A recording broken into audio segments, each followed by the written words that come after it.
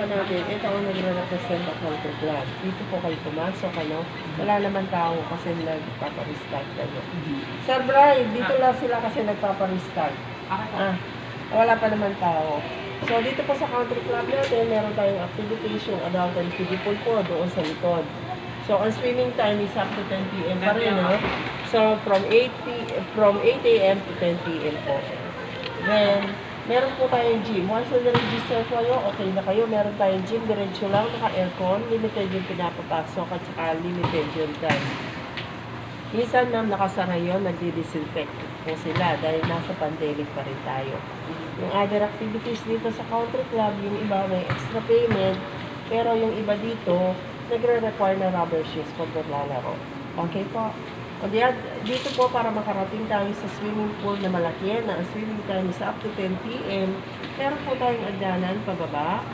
Pagdating natin sa ground floor, pag nag-left turn tayo, makakarating tayo sa pool.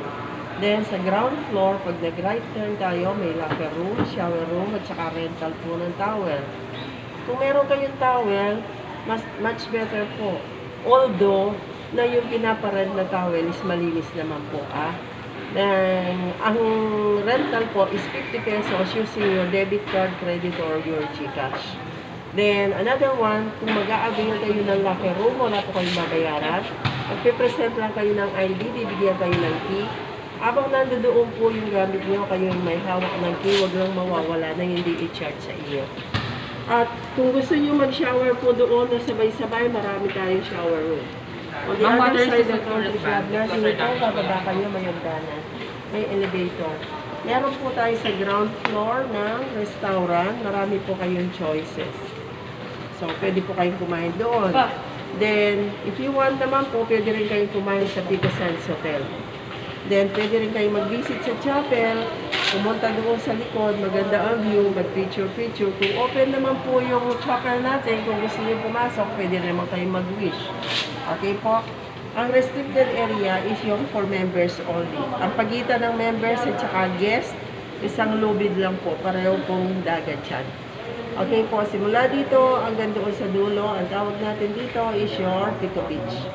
So, dito po ang guest natin, So, that is from 6 a.m. to 6 p.m. Nagdedepende po yan sa sunset. Minsan, may time na 6 p.m. maliwanag, ina-allow nila po, Pero, minsan, may 5 na madilim, siyempre, ayaw na nila. Kasi, pag sa tubig na yan, responsibilidad kayo na, Pero But sa on this morning portion, po, morning, anong time? 6 a.m. po. Hanggang Hanggang 6 p.m. po. Pero on this okay. portion naman ng sa shore natin, yung may buhangin portion ng Pico Beach natin, you can stay beyond 6 naman. Kahit umabot pa kayo ng alas 8, meron tayong beach chairs habang nagpapahinga kayo, nagkukwentuhan, meron tayong umbrella. Then open naman po yung ref bar natin, pwede kayo maka-order ng mga drinks at saka kung ano man ang sineserve doon. Okay po. Pagdating sa tinapay, meron tayong grab and go. Ma'am, pwede rin kayong maglakad-lakad dito. Huwag lang doon sa may tubig. Paglampas na ng 6, Habang nandito kayo, nagpapahangin kayo, ma'am, dahil 2 nights pa kayo, Nakapag-decide kayo magkaroon ng beach activities. So, meron po tayong mapapagtulungan dito sa Pico Beach, yung sports and recreation counter. Itanong po natin kung anong available sa mga activities na to, kung interesado kayo for today. Tapos po, sila po ang magsasabi at saka po yung rate. Okay po, yung pong doon sa Miranda, nandito po ang Miranda. So, pwede po kayong mag-park dito, sir, sa tapat ng Miranda. For every building po, meron tayong guard na naka-duty. So, sa inyo pong building, meron pong guard na naka-duty. Once na gusto nyo pumunta doon sa Country Club swimming pool, tapos kakain sa Lagoa, doon po sa sa Pico Sands Hotel, papasyal dito sa Pico Beach. Or if you want to explore Pico bago kayo maligo, then patawag lang po kayo ng shuttle doon sa guard na naka-duty. Wala po kayong babayaran. Then sasabihin lang po sa driver kung saan ang destination nyo.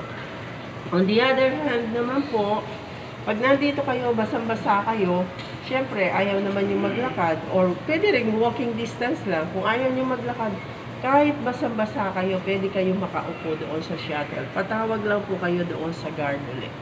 Okay po? Okay. Then, hanggang 19 kayo. On the 19, ang check-out time ninyo is 12 noon. But you can stay the whole day sa Pico. All you have to do is lagay lahat ng things doon sa car, then mag-provide lang ng isang suotan. Again, ilagay ninyo doon sa locker room bago kayo umuwi, at least nakapag-shower na kayo. Okay po, thank you very much. Thank you po. Thank you, thank you. Yes, sir. Bigay. So, ang caretaker nyo, sir, Ako. sa 208, ang caretaker nyo, si Marivic. Bibigay ko po yung number.